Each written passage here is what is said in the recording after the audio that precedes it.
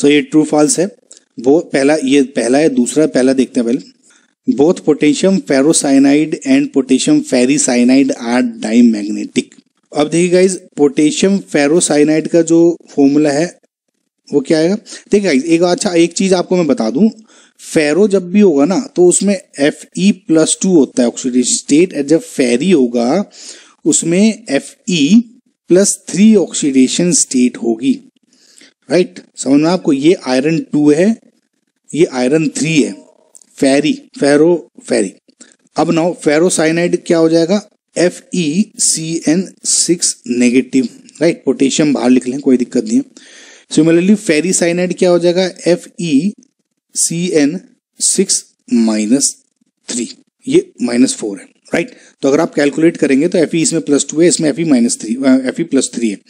Right, अब इसमें आपको पैरामैग्नेटिक डायमैग्नेटिक बताना है गाइस, और कुछ नहीं है। अब देखिए, इसमें Fe मैंने बताया +2 है, इसमें Fe+3 में है, तो इसका क्या हो जाएगा? इलेक्ट्रॉनिक कॉन्फ़िगरेशन Ar3d6, और Fe+3 का क्या हो जाएगा? Ar3d5, एक एक्स्ट्रा इलेक्ट्रॉन डोनेट कर दिया इसने। तो अब इसमें देखिए CN दोनों स्ट्रॉन्ग फील्ड लिगेंड है, आप ये याद रखिएगा। 1 2 3 4 इसका मतलब पैरामैग्नेटिक होगी। 1 2 3 4 पेयरिंग होगी, तो 1 2 3 4 5 और 6, 1 2 3 4 5, इसमें 5 ही है ना। अब इसमें आप देखें तो 0 अनपेयर्ड इलेक्ट्रॉन्स, इसमें ये 1 अनपेयर्ड इलेक्ट्रॉन है। राइट, सो पोटेशियम और ये दोनों डायमैग्नेटिक है नहीं, पहला तो डायमैग्नेटिक है लेकिन दूसरा पैरामैग्नेटिक है, यानी ये फॉल्स हो गया।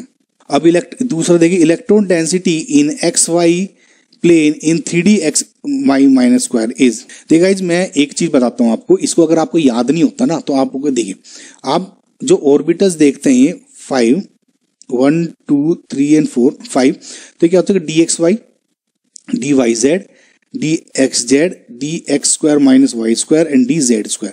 इसका आपको स्ट्रक्चर याद करना है, तो आप देखिए, पहला है dxy, यानी xy प्लेन में तो होगा। इसमें सपोज ये x एंड ये y है, तो जो आपके लोब बनेंगे ना xy प्लेन में बनेंगे, लेकिन अलोंग द एक्सिस नहीं, इनके बीच में बनेंगे। इस तरह से ये जो लोब्स बने हैं वो x और y के बीच में, अलोंग द y एक्सिस नहीं, इनके प्लेन के बीच में। सिमिलरली yz है, तो सपोज ये y यानी ये z है, एक्सिस के परपेंडिकुलर, ऑब्वियसली मैं एंगल से देख रहा हूं, तो इधर y z प्लेन में तो है लेकिन y z के एक्सिस के अक्रॉस नहीं है। सिमिलरली सेम केस यही है xz का। सपोज ये x यानी ये z है, तो इसमें जो x इधर हो जाएगा और एक लोब इधर हो जाएगा, zx के करीब नहीं है। ये क्यों मैं बता रहा हूँ, ये अब आपको इसलिए समझ में आएगा। ये तो होते हैं, देखिए ये अलोंग द एक्सिस जो डेंसिटी वो 0 होती है, इसमें अलोंग द एक्सिस होता है। अब dx² - y² है, अब देखिए इसमें dxy था, अलोंग द प्लेन तो था, ये भी xy के प्लेन में ही होगा, लेकिन एक्सिस के अलोंग नहीं था, ये एक्सिस में होगा।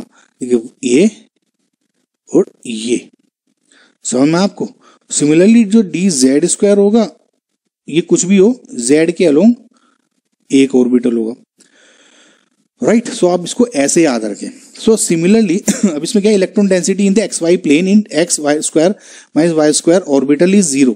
तो XY प्लेन में क्या 0 है क्या? नहीं, XY, अब देखिए x एंड y, अब इसमें सपोज मैं यूं पूछता x और y एक्सिस के अलोंग जो इलेक्ट्रॉन डेंसिटी है वो 0 है, तो उसमें ट्रू हो जाती है एक्सिस के अलोंग। इसमें एक्सिस के अलोंग भी 0 नहीं है और प्लेन में भी 0 नहीं, क्योंकि ऑब्वियसली गाइस XY प्लेन में ही तो है ना। समझ में आ रहा है आपको? तो ये भी फॉल्स है। राइट,